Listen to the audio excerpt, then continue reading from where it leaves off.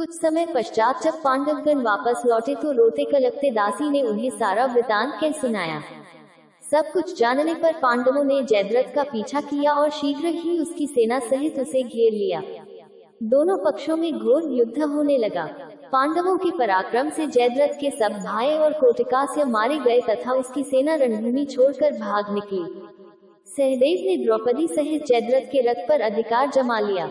जयद्रथ अपनी सेना को भागती देखकर स्वयं भी पैदल ही भागने लगा। सहदेव को छोड़कर शेष पांडव भागते हुए जयद्रथ का पीछा करने लगे। भीम तथा अर्जुन ने लपक कर जयद्रथ को आगे से घेर लिया और उसकी चोटी पकड़ ली। फिर क्रोध में आकर भीम ने उसे पृथ्वी पर पटक दिया और लात पूंछों से उसकी मरम्मत करने लगे।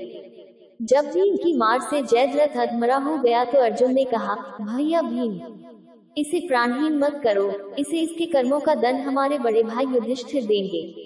अर्जुन के वचन सुनकर भीम ने जयद्रथ के केशों को अपने अर्धचंद्राकार बाणों से मूंदकर 5 चोटी रख दी और उसे बांधकर युधिष्ठिर के सामने प्रस्तुत कर दिया। धर्मराज ने जयद्रथ को धिक्कारते हुए कहा, रे दुष्ट जयद्रथ, हम चाहे तो अभी तेरा वध कर सकते हैं, किंतु बहन दुश्ला के वैधव्य को ध्यान में रखकर हम ऐसा नहीं करेंगे। जा, तुझे मुक्त किया। ये सुनकर जयद्रथ कांतिहीन हो लज्जा से सिर झुकाए वहां से चला गया।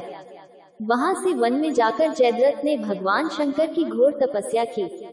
उसकी तपस्या से प्रसन्न होकर शंकर जी ने उसे वर मांगने के लिए कहा। इस पर जयद्रथ बोला, भगवान, मैं युद्ध में 5 पांडवों पर विजय प्राप्त करने का वर मांगता हूँ। इस पर भगवान शंकर ने अपनी असमर्थता प्रकट करते हुए जयद्रथ से कहा, हे जयद्रथ, पांडव अजेय हैं और ऐसा होना असंभव है। श्री कृष्ण नारायण के और अर्जुन नर के अवतार हैं। मैं अर्जुन को त्रिलोक विजय प्राप्त करने का वर एवं पाशुपत्यस्त्र पहले ही प्रदान कर चुका हूँ। हाँ, तुम अर्जुन की अनुपस्थिति में एक बार शेष पांडवों को अवश्य पीछे हटा सकते हो।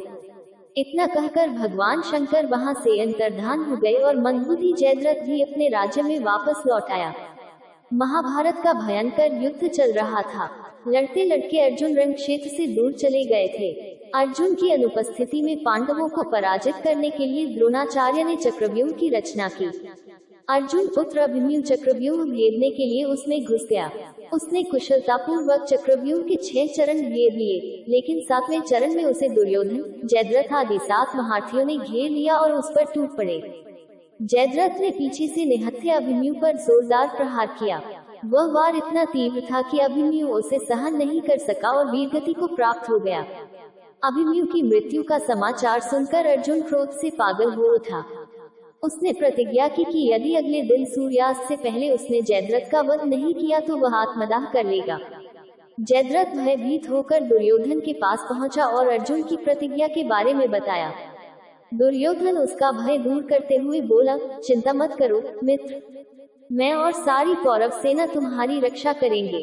अर्जुन कल तुम तक नहीं पहुंच पाएगा, उसे आत्मदाह करना पड़ेगा। अगले दिन युद्ध शुरू हुआ।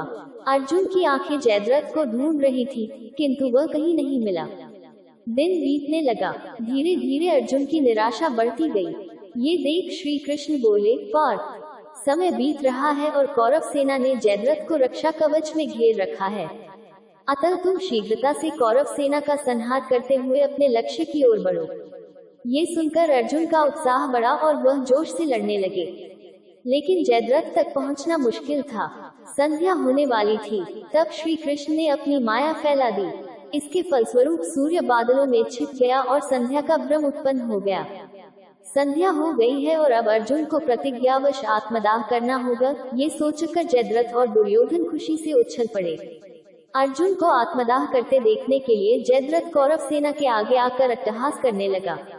जयद्रथ को देखकर श्री कृष्ण बोले, पार तुम्हारा शत्रु तुम्हारे सामने खड़ा है, उठाओ अपना गांडीव और वध कर दो इसका। वह देखो अभी सूर्यास्त नहीं हुआ है।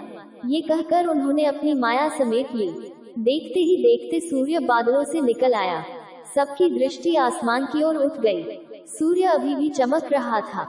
ये देख जयद्रथ और दुर्योधन के पैरों तले जमीन खिसक गई। जयद्रथ भागने को हुआ, लेकिन तब तक अर्जुन ने अपना गांडीव उठा लिया था। तभी श्री कृष्ण चेतावनी देते हुए